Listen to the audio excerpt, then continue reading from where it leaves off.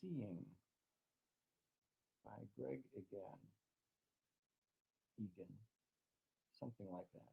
Australian author, The Axiomatic Collection.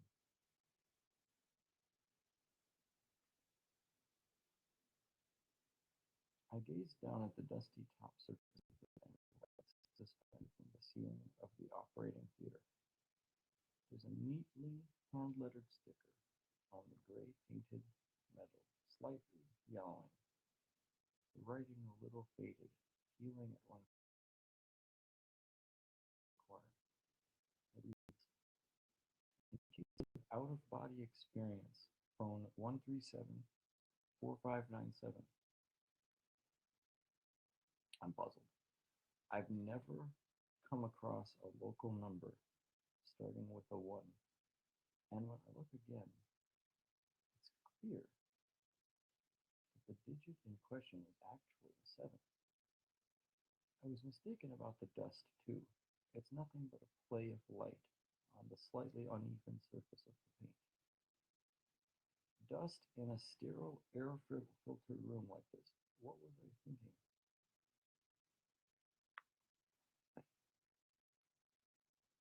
I shift my attention to my body, draped in green, saved for a tiny square aperture above my right temple, where the macrosurgeon's probe is following the bullets, entering them into my skull.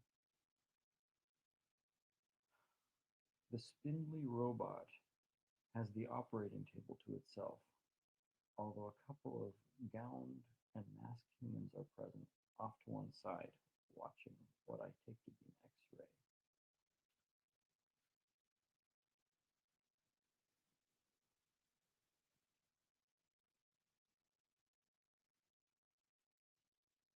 Pardon me, watching what I take to be X-ray views of the probe approaching its target from my vantage point.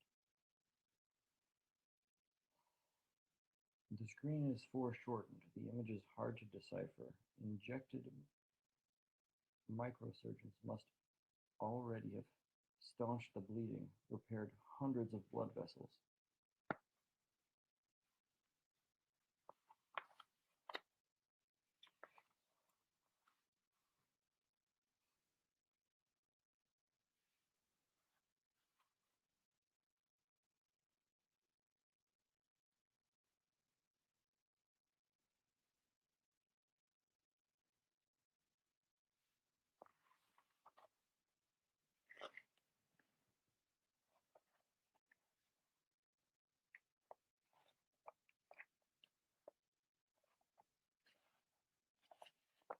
Comma.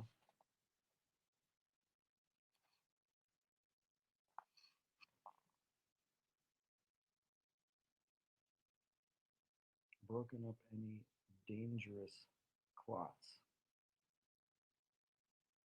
The bullet itself, though, is too physically tough and chemically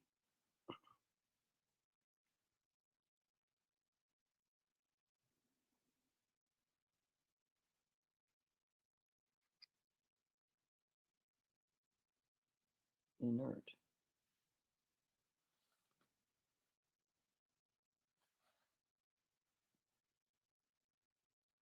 to be fragmented and removed like a kidney stone.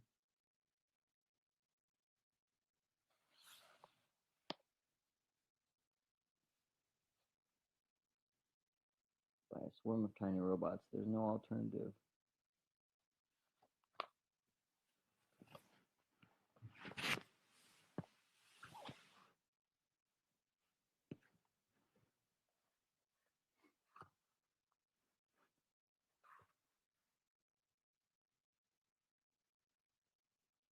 To reaching and plucking it out. I used to read up on this type of operation and lie awake afterwards, wondering when my time would finally come.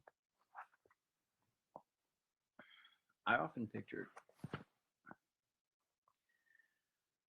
this very moment, and I'd swear now that when I imagined it, it looked exactly like this, down to the last detail.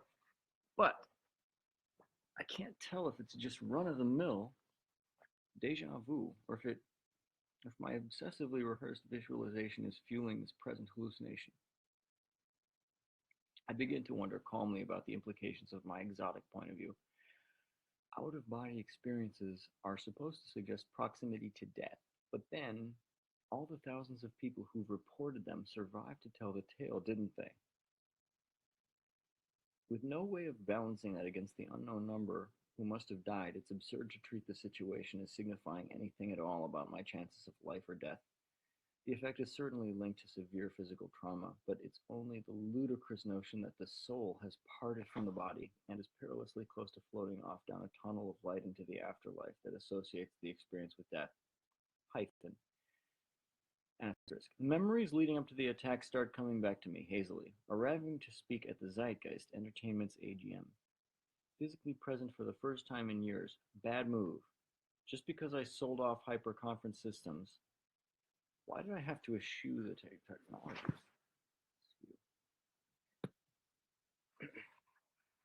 That lunatic Murchison making a scene outside the Hilton, screaming something about me, stiffing him on his miniseries contract as if I'd even read it, let alone personally drafted every clause. Why couldn't he have gone and mowed down the legal department instead?